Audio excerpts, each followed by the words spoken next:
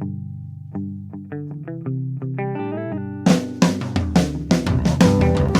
only real God is the one that you believe in. Start looking for the God in others. And if you find you're tuning into a wave, well then I don't know much about being saved. Hello, everybody. Hello, friends. Welcome into another episode of Spiritual Philosophy Chatter with the Joneses. I am Danny Jones. And I am Samantha Jones. And this is episode 223. 223. What are we doing today? This is Pet Readings by me, Samantha Jones. I know these are always popular with the friends. They are. Yes, I'm looking forward to it. Cool. Sure. I am too. They'll be good. Yeah. All right. Before we get into it, though, anything you want to talk about from last week? Yeah, so last week we did The Future is Now. Yeah. And something very exciting that happened this last week is our podcast has reached 100,000 downloads. Congratulations. Yay, congratulations. Good for you. That's amazing. Thank you, everybody, by Yes. the way. Yes, thank you, everybody. That's made that possible. I want to read a couple of the comments that our listeners put under the post for this. Cool. So Mickey said, "Congrats. Thanks for all you guys do. I sincerely look forward to listening each week. I love learning from you guys as well as laughing alongside of you." And then Panapat said, "Congrats and thank you for creating the podcast to share your real experiences and knowledge with people, even though we're on different continents across the world. I've learned so much from your podcast." Oh, thanks, Panapat. Thanks for listening, Panapat. Appreciate Thank that. you to all of you that have supported us and have been on this journey with us. We are about to take a big leap in our journey, and we're taking you all along with us. A part of why we're doing this pet reading episode this week is because we're going to do a series of 3 of these. So pet readings, psychic readings, and spirit readings. So these pet readings are going to be both living and past pets. We're doing this because we want to get new content out to you while we are moving, but we are getting ready to move to Las Vegas. So Yeah, we are going to set this up for you. we're doing our best. Yeah, we are. But we're excited that, we'll be there soon and be able to do new shows for you there. Yes. Yep. So, let's just go into it then, Cool. shall we? All right. All right, then episode 223, Pet Readings with Samantha Jones. All right. Let me get to the first one. Okay, the first one is from Audrey. And Audrey's an interesting story because she wasn't a member of my group. I'm not really sure exactly how she found me, but this morning she messaged me saying that her dogs had passed away and she was having a really hard time with it. And I asked if she wanted to set up a private reading. And she's like, money's hard right now. And I said, well, you know what? You're in luck. I not only have a free reading group, but I'm going to be doing free readings on my podcast this week. So Audrey has just found us. This is her first time probably listening to one of these episodes. Oh, thanks, Audrey. So it's nice to meet you, Audrey. Yes, thank you. I'm going to be reading her 2 dogs that have passed. She said, "My beloved doggies, Peanut and Snoopy, they are both passed. I desperately want messages from them. Losing my dogs has completely destroyed me. I've lost so many loved ones as well. I really appreciate you adding me to your group. I hope my babies come through with a message for me. My birthday is tomorrow, and that would be the best gift ever. All I want is to hold them again." Oh. So I truly believe that this is a birthday gift from them, from Peanut and Snoopy. I haven't blown the picture up yet, but there's a little picture. Oh. This is a birthday gift. Sounds like a Scotty, or what is that? A what? A Scotty? Is it a pincher, you said? I haven't looked yet. Like a Scotty, kind of. The black one. It looks bigger than a Scotty. It looks like a terrier of some kind, and then a Yorkie. Got it. I'm not exactly sure which one is which, but let's go ahead and bring in a message for you from them. Well, first, like I was saying, this is a birthday gift, and it's probably not a birthday gift just from them, but also from your loved ones on the other side. They have a way of orchestrating these things where you'll least expect it, and here you are getting a free reading on a podcast, right? You probably didn't see that one coming. So, cool. Yeah. So your doggies are very, very sweet. Like I said, I don't know which one is who. So the Yorkie, I'm going to talk to that one first. I feel like this was very clingy to you, always by your side, always wanted to make sure that you were happy and loved and well taken care of, and very, very empathetic to any time that you were feeling depressed or down. This one's personality changed a lot when you would be down because they felt the way that you were feeling. The other one, I'm having a hard time seeing the eyes. Let me get the connection here. Turn off the brightness. Okay. This one comes off to me as being more shy. More, not with you, but just in general. Just more shy, more insecure about people. Even though the other one is the smaller dog, I feel like the larger one is the one that was more of the smaller dog, like thought that it was smaller and worried more about things, where the other one was more the protector. So very, very different personalities here, but they are very much together on the other side. I see them with a couple of people. The first person I see is actually a young boy.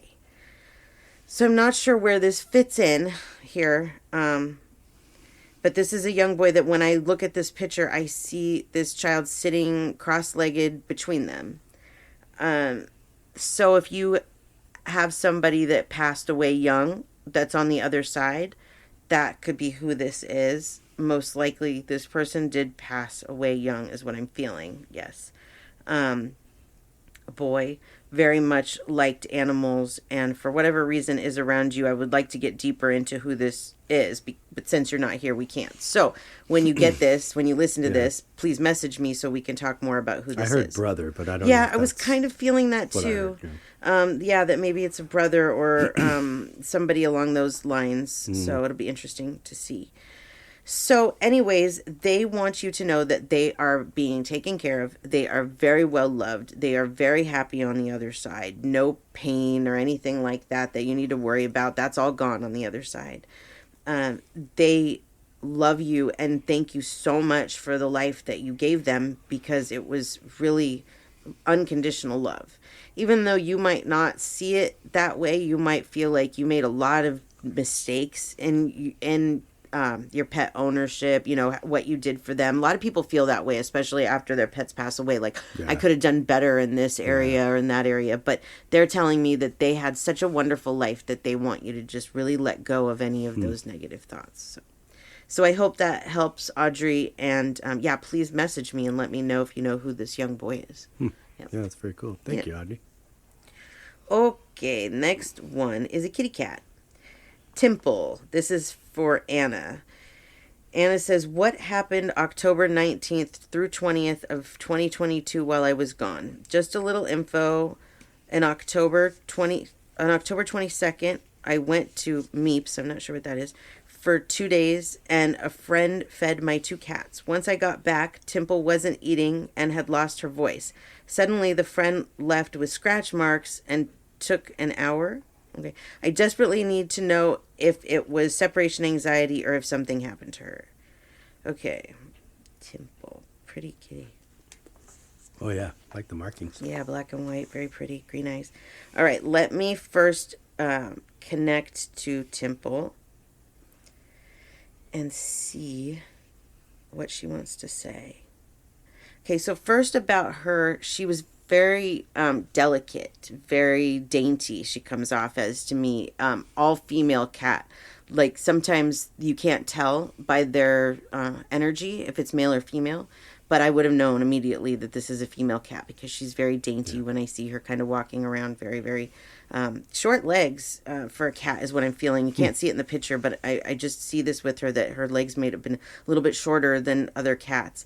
Let me ask her what happened that day, or that during that time. Okay. So there was some kind of an issue here with the friend, and it's not that your friend was trying to abuse the cat, but for whatever reason, Temple completely freaked out on this friend. Felt threatened. Felt, like I can see some aggression coming out, some hissing, some nervousness, and your friend not knowing how to deal with this. I do feel like there was an accident that was not caused by the friend doing anything in particular, but an accident that she had based on her nervousness. It feels like she ran into something. It feels like the reason why she had lost her voice and because her throat did hurt, I can feel that, was some kind of impact with her throat, is what I'm feeling. So it's not something that like went down her throat inside. It's something that actually was impacted.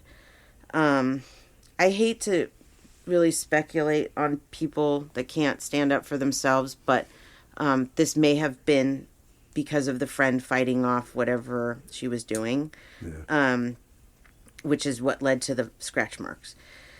So it was not separation anxiety. It was something that physically happened to her. And I'm so sorry to have to tell you that. Please don't blame yourself. This wasn't your fault. You couldn't have known that this was going to happen.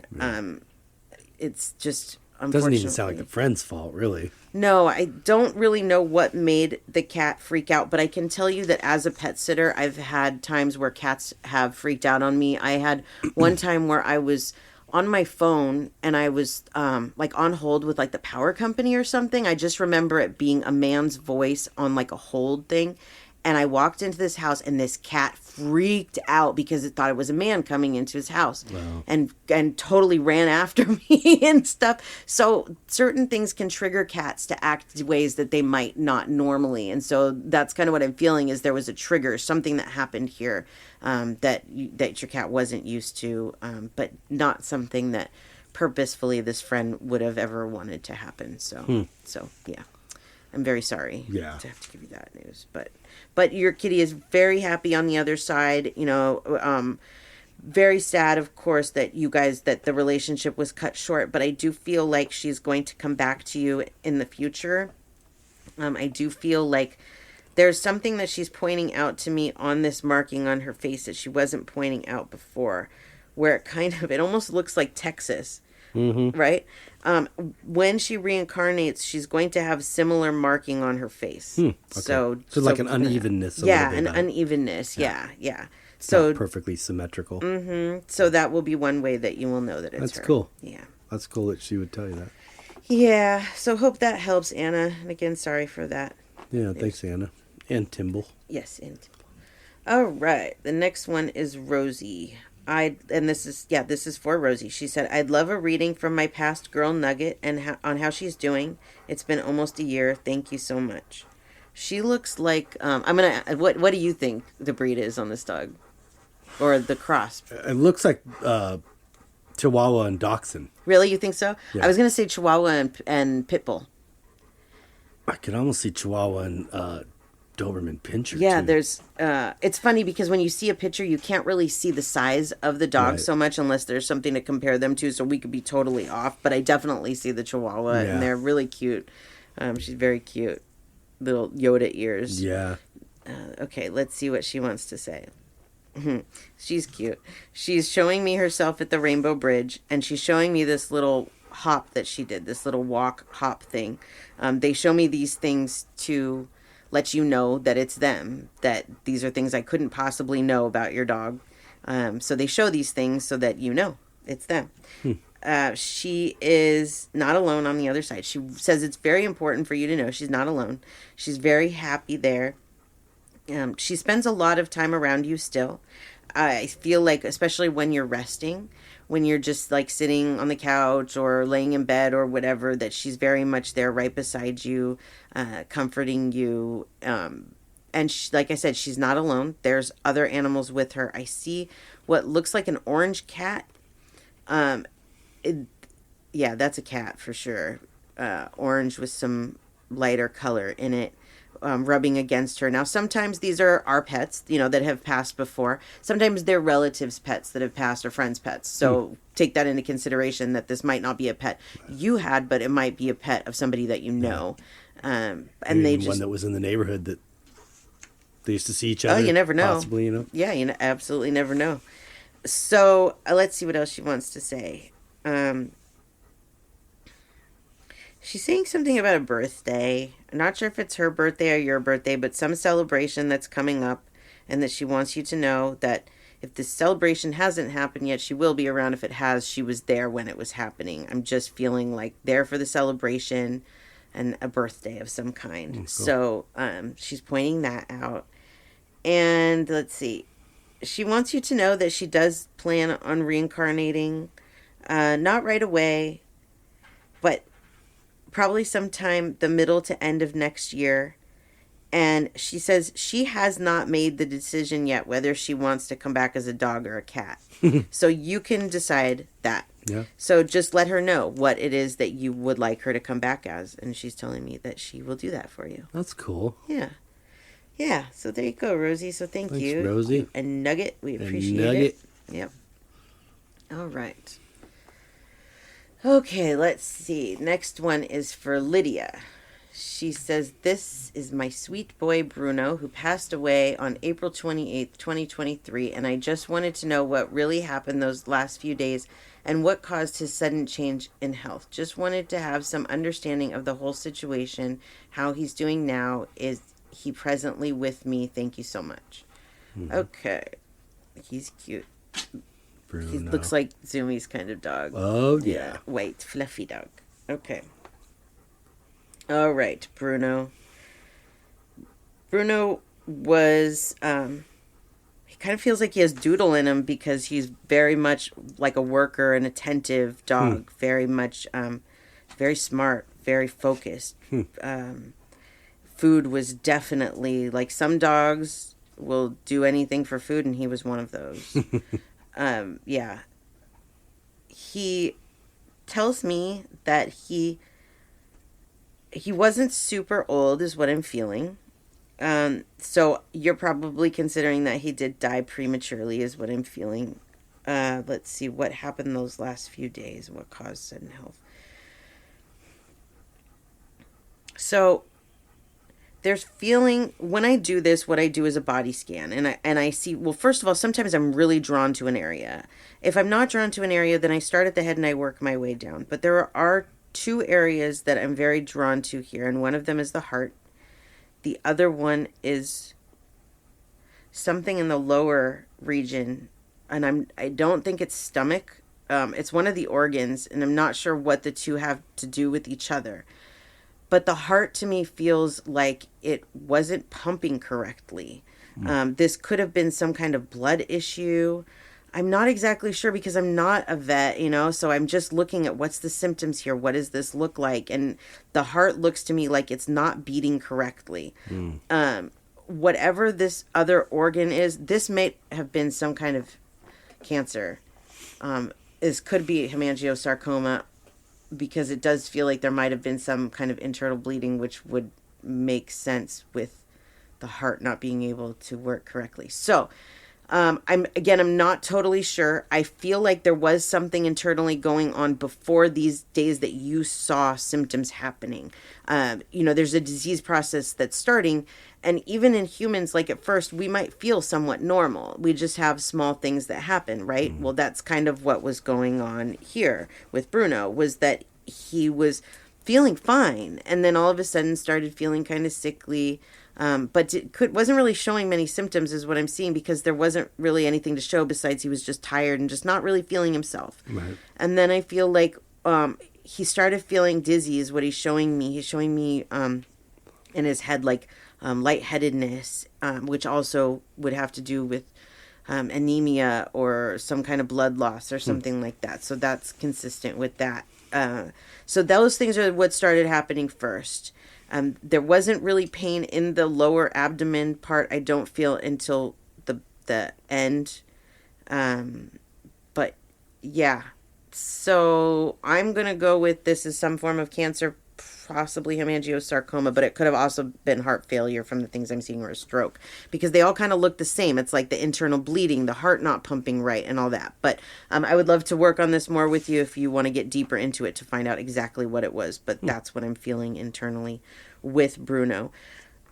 He loves you so much, and he's so sorry that this is the way that things went, because I do feel like this was not something that was expected for you. You expected to have a lot longer time with him, and that's when this really hurts, and it really makes us feel like I don't want to have any more pets again, because it hurts me every time that I do this. Yeah. But he doesn't want you to feel that way, because he wants you to bring another pet into your life, because he will also reincarnate in the future. Not right away, but down the line he will, when the time is right for you. And so he doesn't want you to look at it as though he's not, going to come back or anything like that. Yeah. He wanted me to tell you that a couple of the things that you can look out for his signs to you are flowers are one of them. I'm feeling this associated with the month of April. He passed in April, and he's showing me April and flowers.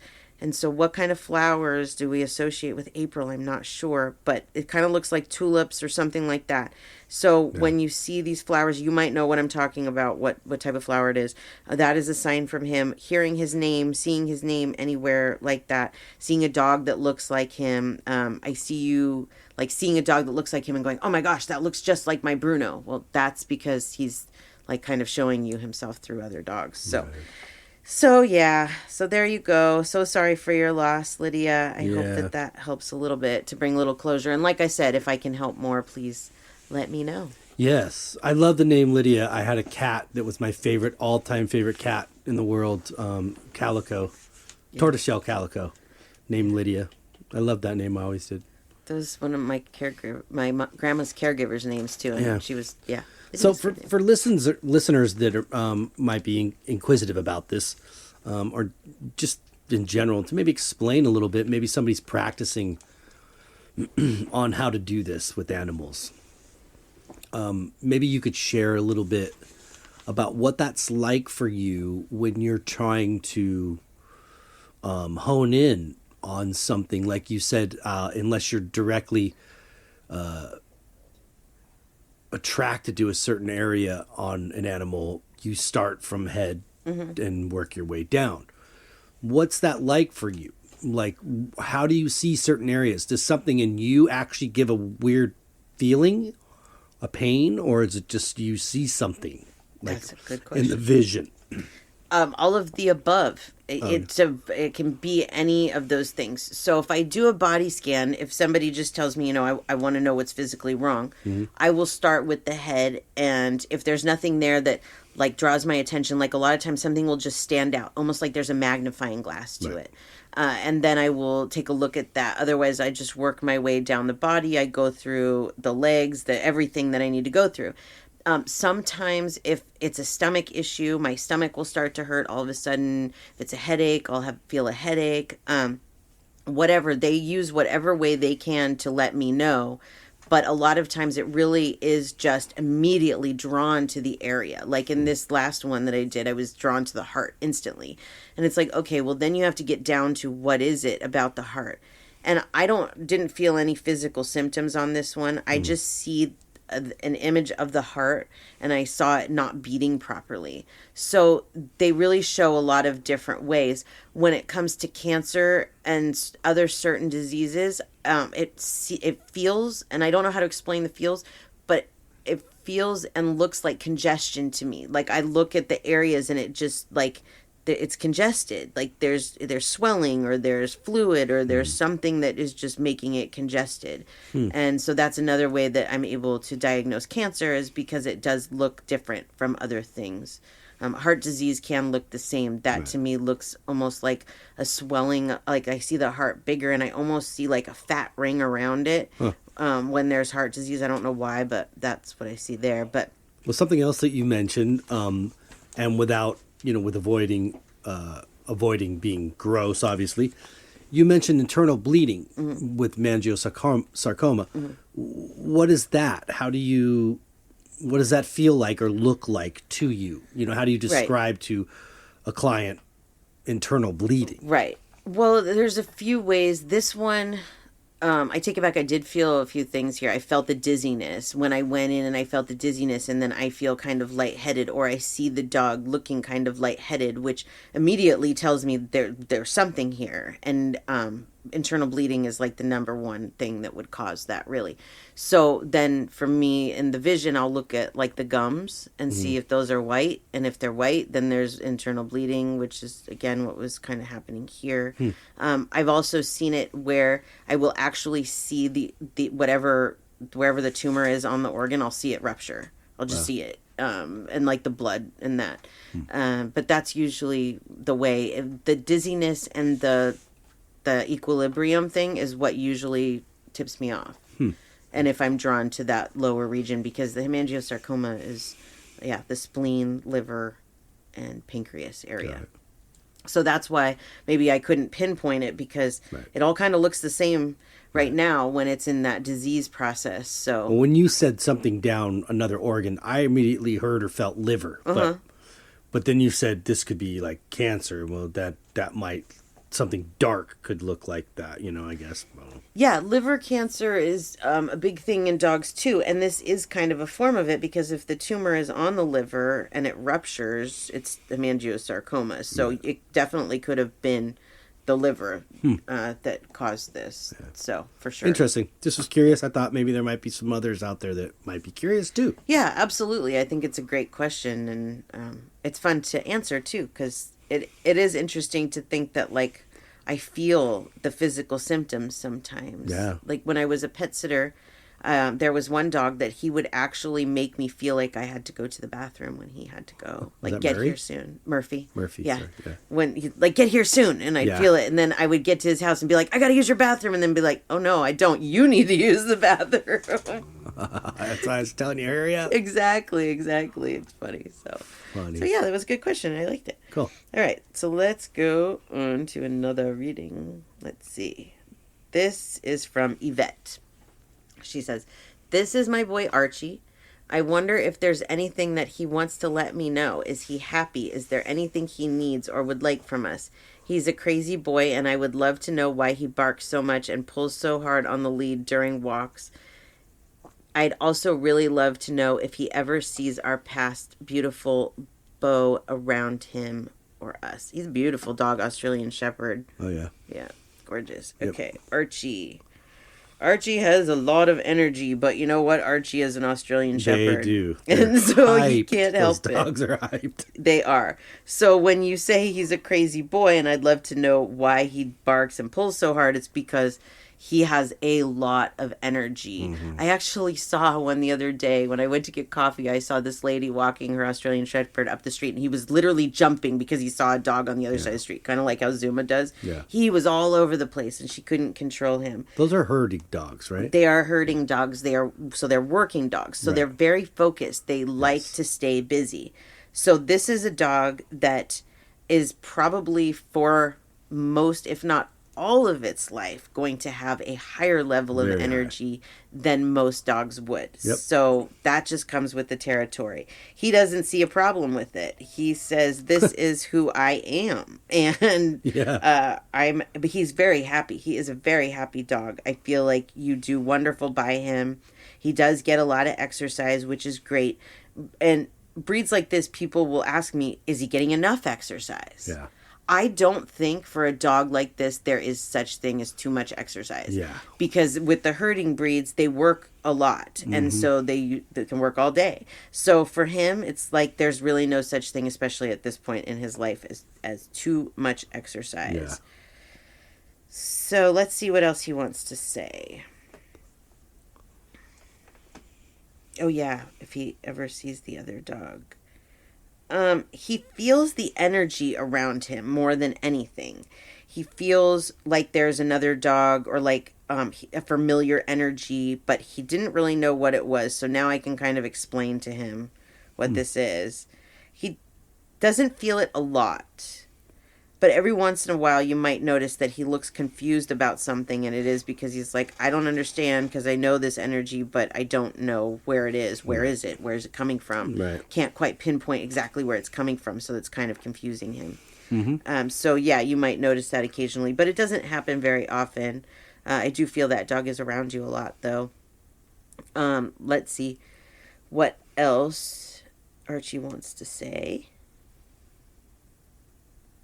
He likes to chew on things, or this could just be carrying things in his mouth. What I'm seeing is him using his jaw, which is interesting because he's a herding dog, but almost like holding onto a ball and just chewing it. Like he likes the way it feels on his jaw when he chews. The exercising of the jaw for whatever reason, he likes that. So, and he's just expending energy constantly. Yeah.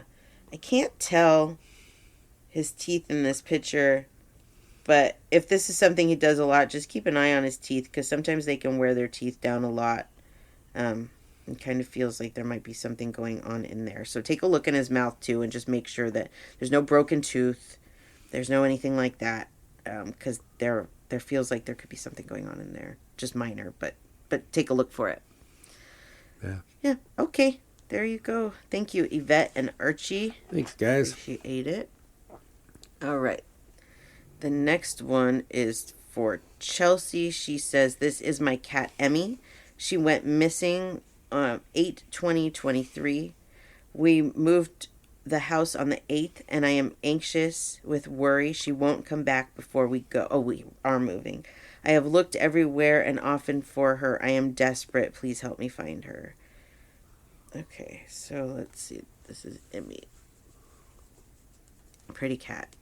I do feel like she's still alive. So here's the thing about this is that somebody has her, and this makes the situation more complicated, okay? Because when you have somebody that takes in a cat and they keep it in their home, can't see it. Who knows what that cat's in there? Yeah. Probably just the person that lives there, or people that live there. And so you have to specifically find that person and let them know your cat's missing. I mean, that's basically what this comes down to. And that can be very difficult. How do you do that? Yeah. Flyers, posters, signs, contacting vets, online, all those things. Yeah. Making sure that if Emmy has microchip, that the microchip is updated, that it has your current information on where you're moving. I would definitely make sure that you leave a note or something when you move out of this house, just in case she was to ever come back. Like, let's say the person's like, go back out and go, and she comes home, just in case, then that people know where to find you. But I think that the biggest thing that you can do here is get this out over social media. It's not too late. Get it out in your area. If you'd like me to work more on this, message me and I can see what I kind of see in your area. What I do is I ask her what she saw along the way.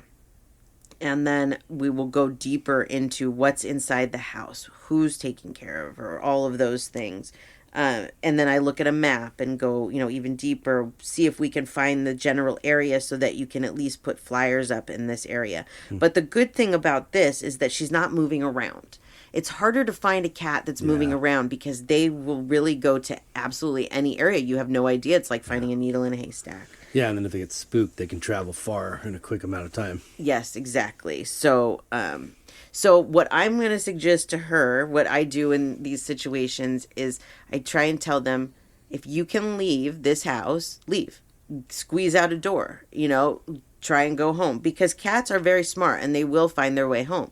I really feel like she would find her way home if this person would just let her out of the house. So that's what on my end I can do to help. This is beyond common. Yeah. I'm sure that there are a lot of people listening right now that have lost a pet and have either had an experience like this or, a not so great one, because people are not honest. And this is a beautiful cat. It is. But somebody might, if the cat doesn't have a collar or a tag, you can't necessarily take what this person's doing is wrong.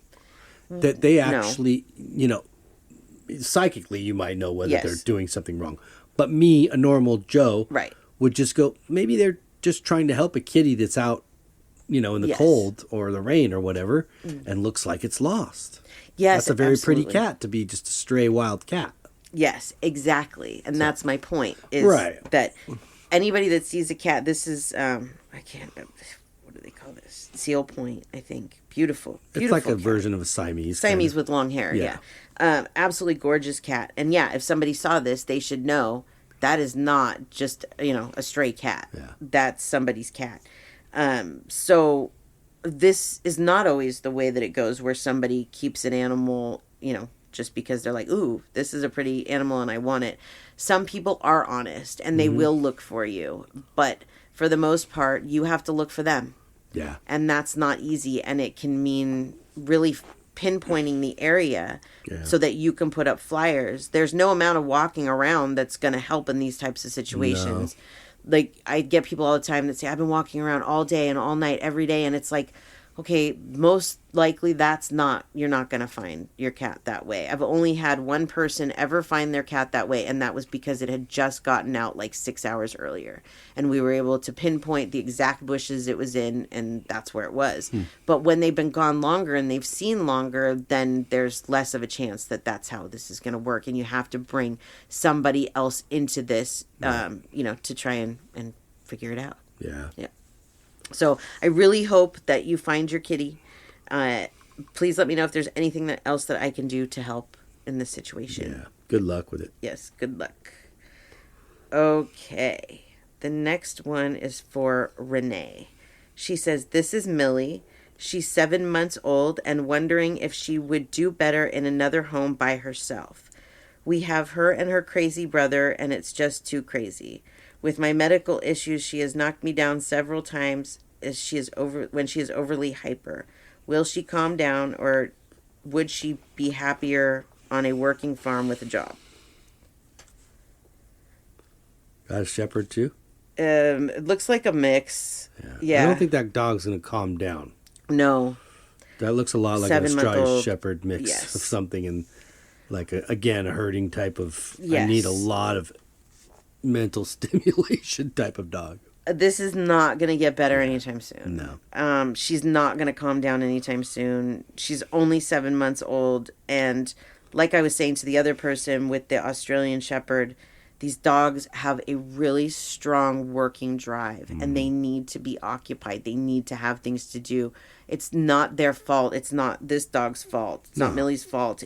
It's what their breed is bred to do. And when they're put into a situation, where they can't get that energy out the way they need to, then this is what happens. Yeah. Let me see what she wants to say about this. She is happy with you guys, but I do feel like she would be more than okay with moving on. She would rather stay with her brother. And I know that might be hard. If that's possible, that's what she would prefer. But she does want to run. She feels the need to run and run and run. And she's so frustrated. And she doesn't mean to hurt you, but she doesn't know how to get this energy out. And she's just trying to get it out as best she can. And she's still so young and she doesn't understand. Is the brother her biological sibling? Or is this just another dog? We have her and her brother, so I'm assuming that they're biological. Because I'm wondering why isn't the brother as active and rambunctious as she is. I'm not sure, but she is saying that she would miss him if they weren't together. She would cope and be okay. There would be some grief there for both of them. So if it is a situation where they can stay together, then that's probably better. But if I had to pick for you between them staying together and you getting just rid of her to a better situation, I would say get rid of her to a better situation. Yeah. Because this isn't healthy for her and it's not healthy for you and it's not going to get better anytime soon. I actually think it's only going to get worse. Yeah. I think if you had a smaller, more chill dog, it would be fine. Yeah, for sure. That you're not going to, hopefully trip over, get knocked over by, but. Yes, exactly. So I hope that helps. And that, if you need any further help with that, please let me know. I'm more than happy to help. Yeah. But yeah, I really feel like she's got a lot of energy there for sure. Mm-hmm. So, okay. And then the next one is Kimberly. And this is Oscar. She said, this is Oscar. He passed on June 20th. Is he sending me signs that I'm missing? I still have terrible grief over his loss. Just a little guy. He was pretty old when he passed, is my first feeling on this. I feel like he was having some issues with his eyes. There's other things, but this is one. He was very, very sensitive to light, is one of the things that he's showing me. I don't know if you ever noticed this, but he was very sensitive to light. He doesn't have that problem now. That's why he's bringing that up, because he is he doesn't have eyeballs. He doesn't have eyeballs. Don't ask me how that works. You know, so I'm like, how do we see without eyeballs? But we just do. It's just is what it is. It is. Yeah. We're going to learn how we do at some point. Yeah, we will. No more sensitivity to light is a part of what he's saying. Let's see. He is sending you signs. You are... Okay, so you're visually seeing the signs, some of them, but not recognizing them as such. So, like, you'll look at something sometimes and go, oh, that could be a sign, but no, it can't possibly be. Especially with his name. They do this a lot of times because this is a simple way for animals to view a sign, is to draw you in when their name is nearby. So you might even see things of like Oscar the Grouch, for example, okay? Things like that. Anything that has his name in it is one of the ways that he's showing you that he is around. He's also showing me, a little like happy dance thing that he did when he was excited. I don't know. He just randomly showed me that, so I just want to tell you that. But other than that, as far as signs go, they love to send rainbows. It seems to be that one of the most common things that they send. But he's telling me that he will make it a point after you hear this to send you a rainbow the same day, as well as his name. But you have to pay attention for these things. If you see them, you can't discount that can't possibly be a sign. The rainbow can be anywhere. It can be in the sky. It can be on TV. It can be on a T-shirt you see. It can be in a picture. This is how they get things done. So pay attention to that. Whatever day you hear this, keep an eye out for that. That's cool. Yep. So there you have Oscar. Yay, Thank Oscar. you, Oscar. Okay, this is actually the last one I have. Okay. Which is fine. This is for Molly. She says, this is Bo and Stella. Are they okay? So, since that's all I have with this, I'm going to assume that they have passed. They look like they have passed to me. Let me give you some information on them. Okay, so again, limited information here. So, I don't know which one is Bo and which one is Stella. So I'm going to say black dog, tan dog. The black dog did a lot of barking. Like I just hear yap, yap, yap, bark, bark, bark. Tried to be the protector and keep things away, while the other one was way more laid back. And it's funny because you would think that the personalities would be kind of opposite. Yeah. Because the small dog you would think would be the more timid and the bigger dog would be the guard. But no, it's the other way around. The tan dog, very, very sweet and mellow and laid back and just loved to be pet. Kind of reminds me of our Betty here. Yeah. Just really chill and just pet me. So I'm going to say that's probably the female here of the two. Yeah. And then, let's see, going back to the little black one, I'm feeling like there was some issue in the middle of the back, some kind of nerve pinching or something. So you might have noticed this in life. That's something that one's pointing out. This one, the other one, the tan one, is drawing me into the stomach area. So there was probably some kind of issue there in the stomach. Are they okay? They're great. They are very happy. They, in life with you, are telling me that they had the most beautiful life. All of their needs were met. You went way above and beyond for them. There was never like a need for anything more than what you gave them. I feel like sometimes with the tan one that her feet hurt, and that might have just been old age, but she's pointing that one out to me too. Or long nails. Could be long nails. That is definitely something that happens with the long nails. But yeah, they're doing great. Absolutely. Always around you. Very happy dogs. So, Cool. yeah. So Very there cool. we have it. Well, since we have a couple extra minutes here, Yeah. In lieu of our move coming up here, and today, for those that that have been listening to us share this journey about our move to Nevada, today was the day that we decided was our cutoff day of we have to pick a house. Yes. There are a lot of houses there Yes. that for rent we're going to rent at first. And there's a lot, which is great. That's God, to have selection, Yeah. is a wonderful thing. But sometimes it gets to be too much. Oh my gosh, yeah. You're like, oh shit, I feel like I've seen the same kind of setup. Yeah. But one's missing one thing, and I can't remember which one that was. Yeah. But anyways, so there's options, which is good. Yeah. And in lieu of this move, we have to trek across state lines our 3 babies. Yeah. Which are not small dogs. Yeah. This is requiring us to have to rent a particular van. Yeah. So we can travel with all of them together. We felt like for stress reasons Yeah. and things like that, it would be better that they're not separated. They're all together. Yep. We couldn't do that. We could follow each other in both of our individual cars. Yeah. And maybe one in one car and 2 in another. Yeah.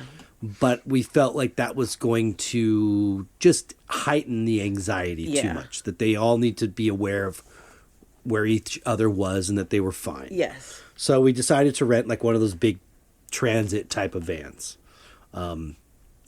which is good. I feel like that'll be a good choice. And then the other thing is we talked about maybe doing it later in the day. So we're not having to drive through the hot desert. Yeah. And that we could maybe, give them some gabapentin and some like CBD and just make them pretty sleepy. Yeah. Where we wouldn't have to deal with a lot of pit stops and even kind of moving around Yeah. the cabin while we're traveling. Right. Because they are big. I mean, 2 of them are Great Danes and Yeah. one's a lab. So, but I know since we were talking about Betty, I found this interesting and we could talk a little bit more about that. That's because of her age, we weren't really sure about whether she's going to be up for this challenge. Right. Not so much of going through the desert because we're going to be in an air conditioning van. Yeah. It would only be hot if you had to get out Yeah. to use the bathroom. But like I said, we're going to try to do it later so they sleep through most of it. Yeah. But it's going to be hot at some point when we get there. Yeah. But the biggest concern I had is because she's older and she's definitely displaying symptoms of like dementia a little bit, and she's blind. Yeah. She just sees, blurs and shapes, kind of navigating. And we're also potentially going to possibly a 2-story, which changes, Yeah. the floor plan changes for her. Yeah. And her memory is like, what have I memorized and Yeah. where is what? How do I get to the outside, the backyard? Those kind of things. And we kind of saw a decline in her health. Maybe what was it, 6 months ago?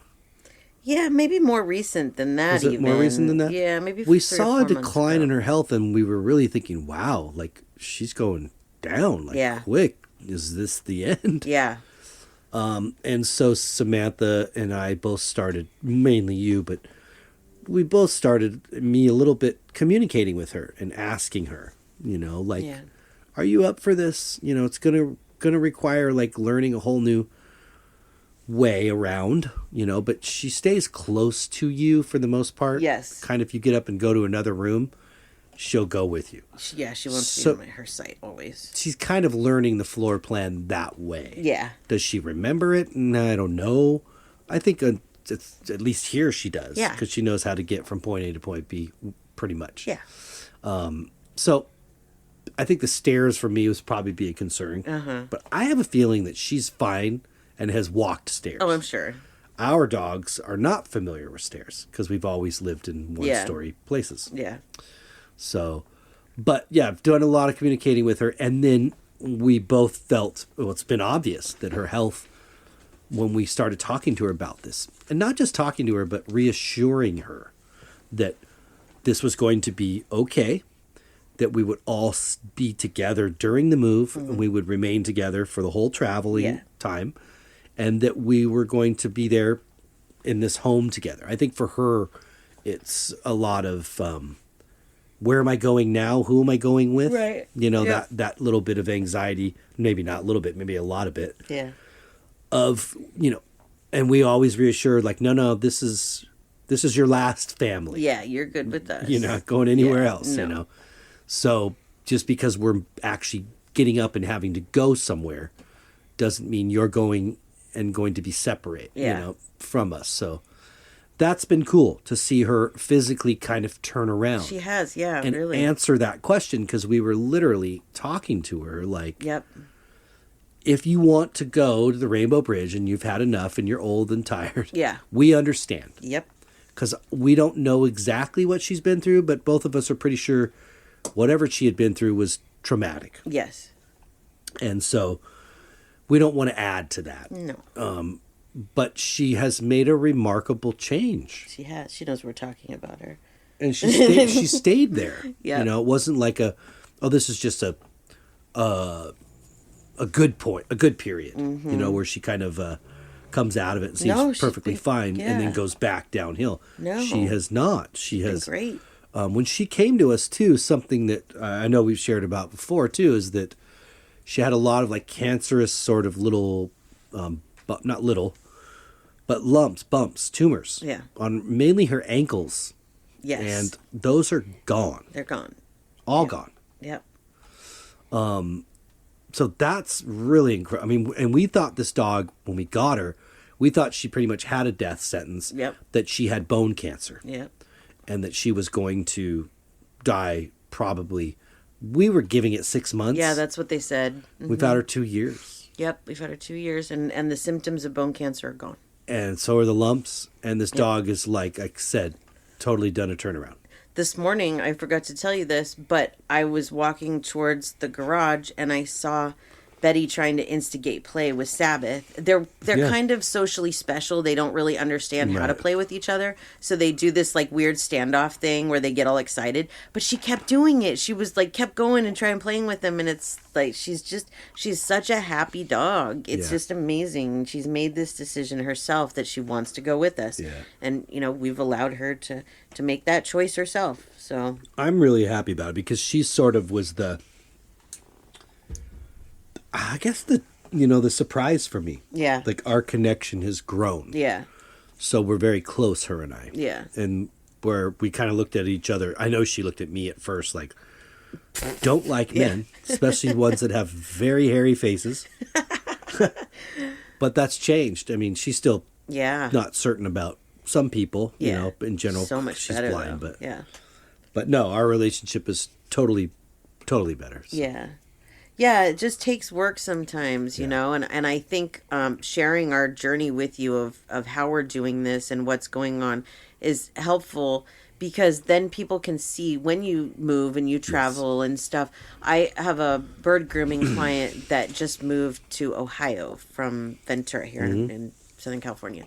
And I went out and groomed her bird one last time before they moved, and she was so stressed. And she said, "Do you have any pointers on moving our bird across country?" You know, the hotels didn't want to take the bird. Even the pet-friendly hotels are like, "Well, that's not a dog or a cat." So, so I helped her try and find some hotels that she could go to, and I talked to the bird to help try and calm him down. And once she got there, I checked in with her, and she said he did great. He did so well. So it really helps to be able to talk to them. Yes. And so anybody that's going through that kind of thing, like a move or something, I love to help with that because it really does make a difference. And I know our last move was just from one city to the next. It wasn't far. And we brought the dogs here once before we even moved in, so they understood this is going to be a much bigger move. However, when we moved here, one of the things that I observed was that they were happy just from the beginning. They didn't stress. They weren't asking to go home. No. It was because they were with us. Yeah, and they just want to stay. They're pack animals. They want to stay with the pack. Exactly. But I'd like to address the people out there listening or that might stumble across this that aren't animal communicators, okay? Or don't fancy yourself as one. Right. Samantha has an incredible gift. She's had one since she was a very young kid. And she's worked on this like a muscle to make it better. But in her earliest stages, she didn't hear what they were saying to her. She just told them things Yes. and watched them do what she told them to do. Yes. So that caught her attention of like, wait a minute here. Is this real? Yeah. Like, is this possibly real?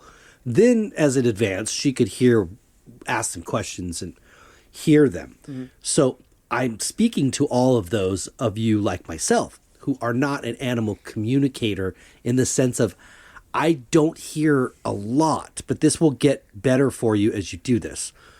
I don't hear a lot of what they have to say, but I do hear some things. And it sometimes particularly depends on the dog. Yeah. Like Sabbath, our lab, I can hear him. And it's Yeah. usually one-word statements. Yeah. And I first take it as my own thought, or like, oh, maybe he wants this, but I realize, no, that's what he's telling you. Yeah. As where the Great Dane, Zuma, the male Great Dane, he communicates a lot with his eyes. Yeah. He shows you. He does. He looks in the direction of what he's talking about. Mm-hmm. So what I'm trying to get my point here is that they can hear you. It is telepathy is actually a thing among the animal world. Right. And you have to look at this for a minute and go, well, how else would they actually be Right. talking to one another? How does a monkey teach the baby monkey how to be social Right. in a group of monkeys?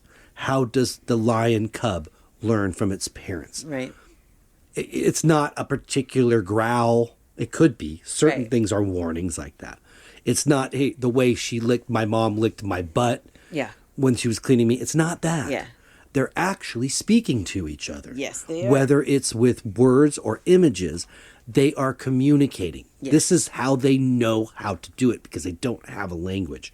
We, on the other hand, are completely opposite. Mm-hmm. But if we do communicate according to the way they're used to, you will get so much more out of your animal and your relationship with your animal. Yes. But you'll get so much more behaviorally out of your animal if you just talk to them calmly, because energy's the big one. Right. You can't scold them. No. And yell at them.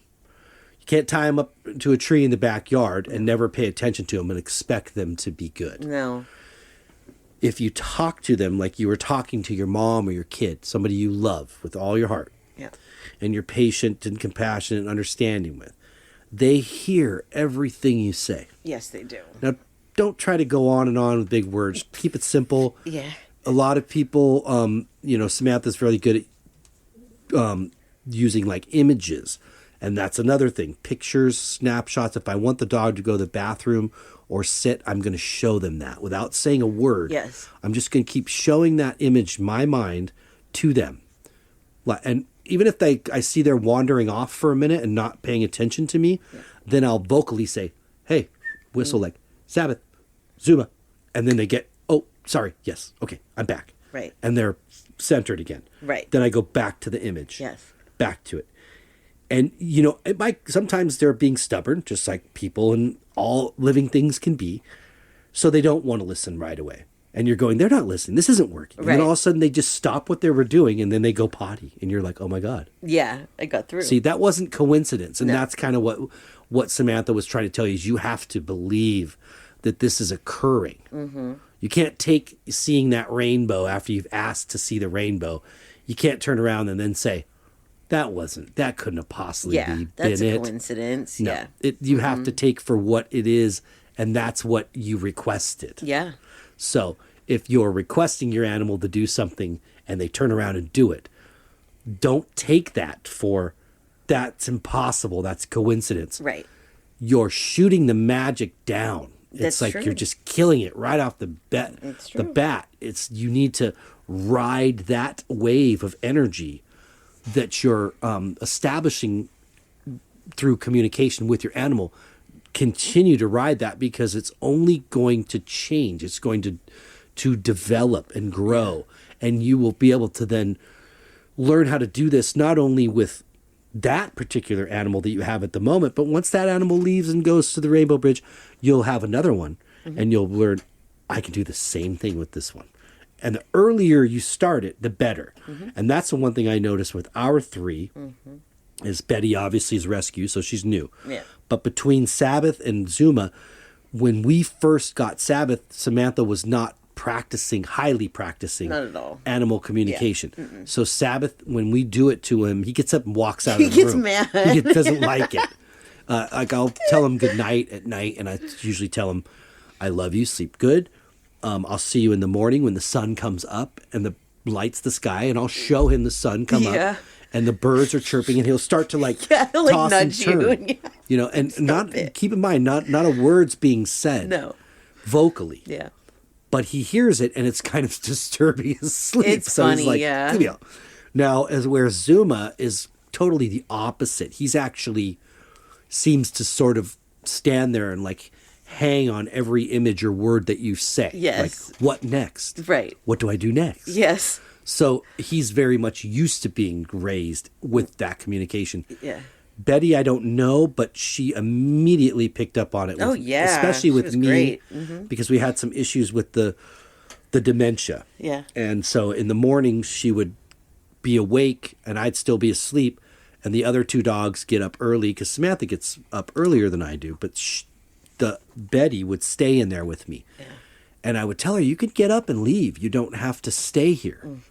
You know, I know. And so I showed her the path. I visually walked the path with her, did it twice. Once walking behind her, showing her the way out to the backyard and wherever else she might want to go. Sometimes we'll hang out in the garage if it's rainy or, weathery outside. Yeah.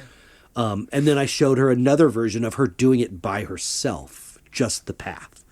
And we have not had an incident since then. She actually comes out with Zuma now.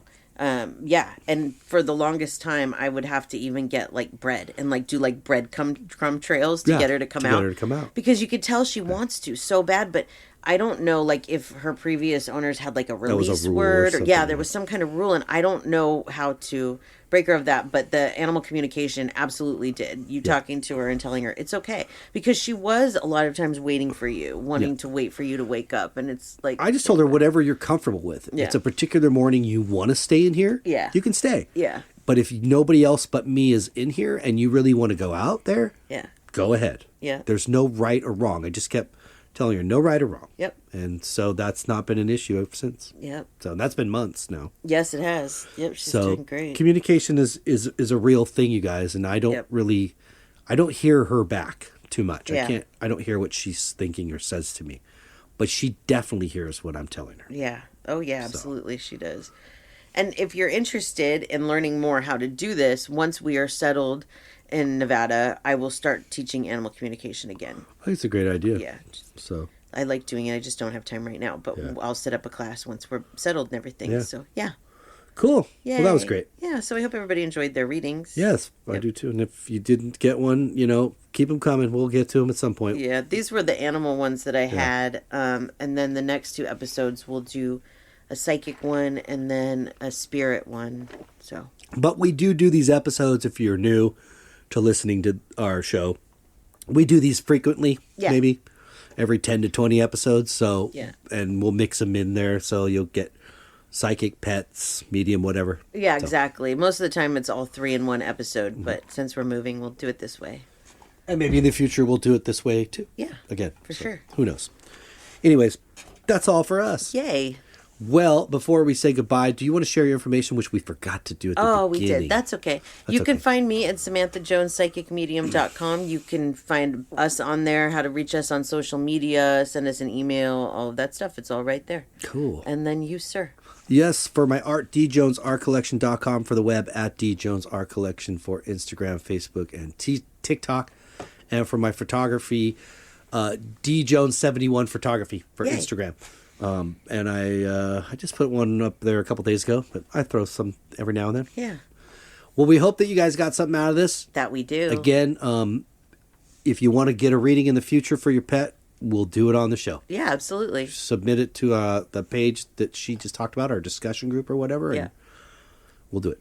Fabulous. So we hope you guys did get something out of this. Yes. And we hope you have a great day. That week. Great week. Yes. Until next week. Peace and love.